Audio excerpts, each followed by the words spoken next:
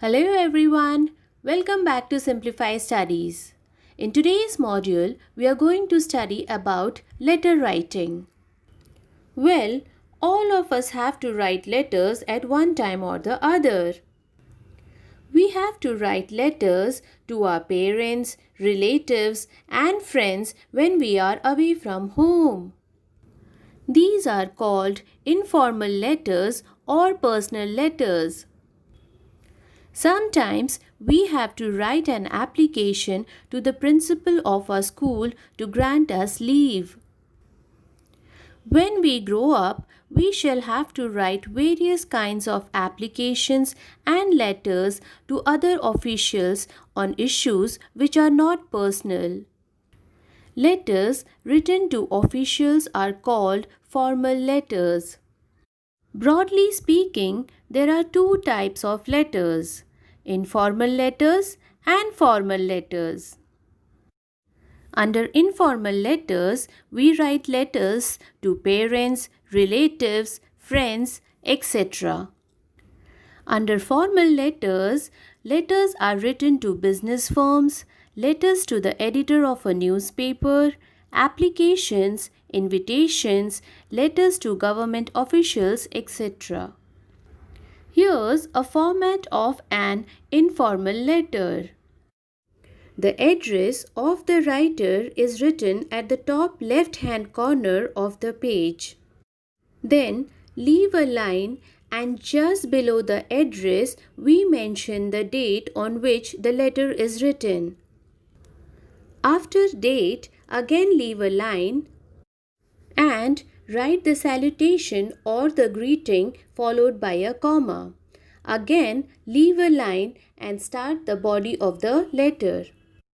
Once we are done with the body of the letter, we will again leave a line and will write the subscription.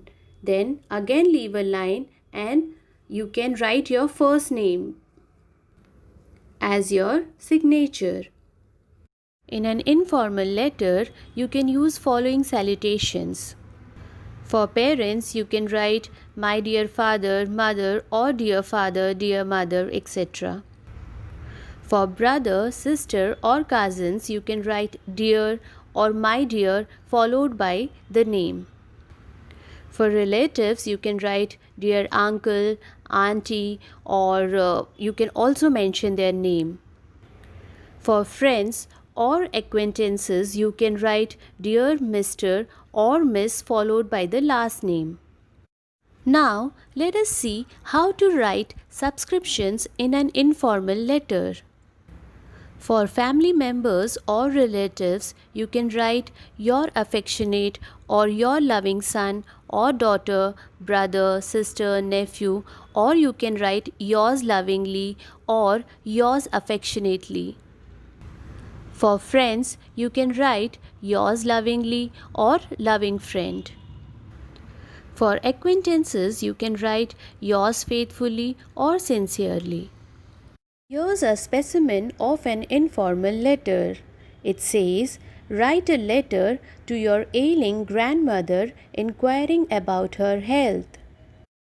You will first write down your address, then leave a line, then write the date, then again leave a line and start with the salutation. My dear Granny, I received a letter from Daddy yesterday and was very upset to learn that your bronchitis still persists and all the medicines are not proving very effective. I was anxious to come back home and be by your side at this time of your illness. But you know, my school authorities are very strict and won't permit me to miss my term examination. I shall come home as soon as my examination is over. In the meantime, kindly keep me informed about the progress of your health. I sincerely hope you are following the doctor's advice and are taking a nourishing and balanced diet. Please do not become careless in taking your medicines. Perhaps it may be advisable to seek a second opinion also. I hope to meet you soon. Your affectionately, Tanu. Now, let us see the layout of a formal letter. We will first start with writer's address and date. These are written in the same way as in a personal letter. After that, we write name and address of the receiver. These are inserted immediately after the address of the sender and the date. It is a business practice not to include the name and address of the addressee. After that comes salutation. It is written a little below the name and address of the addressee. A comma after the salutation is mandatory. Next comes the business heading.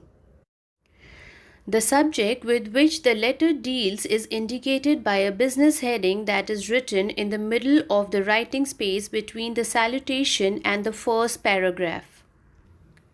It is underlined and makes the subsequent filing of the letter easier. Next comes the opening sentence. It should either be in response to an earlier communication or have a reference to the topic of the letter. Here are some useful suggestions for effective opening sentences.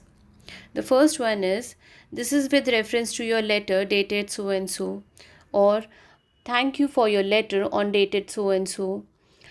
I wish to apply for the position of dash, as if it is an advertisement or a job application, or I would like to inquire, whatever is the query.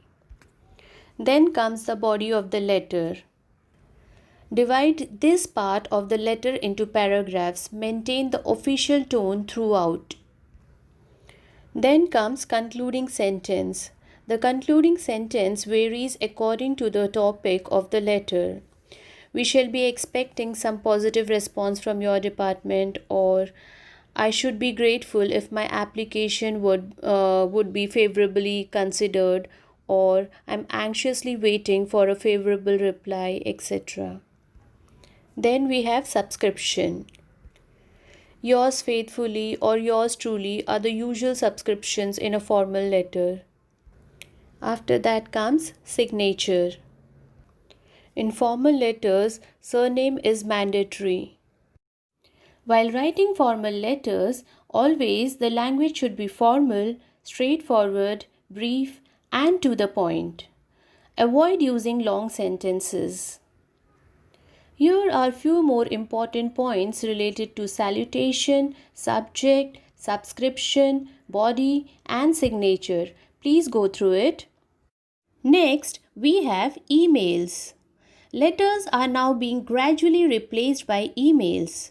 Emails are much faster and much cheaper, and they go straight to the person you want to deliver your message. The only requirement is that both you and that person have a computer or a mobile and Wi-Fi connection which supports internet. Here are few main parts of an email. First comes the recipient's address, then comes CC and BCC. CC stands for carbon copy and BCC stands for blind carbon copy. The difference between the two is that while you can see list of recipients in CC and in BCC you cannot see the recipients list. Then we have date and timestamp, then subject, followed by body. If you want to send some attachments, then we have attachment facilities also, and then subscription and signature. Here are few tips to remember while writing an email. First one is, do not leave the subject blank. Second, include appropriate salutation. Avoid using capital letters. Include appropriate subscription. Content should be to the point. Language should be straightforward and focused. The purpose should be mentioned in the first paragraph with necessary details. Here are few more guidelines for writing an email. Please go through it.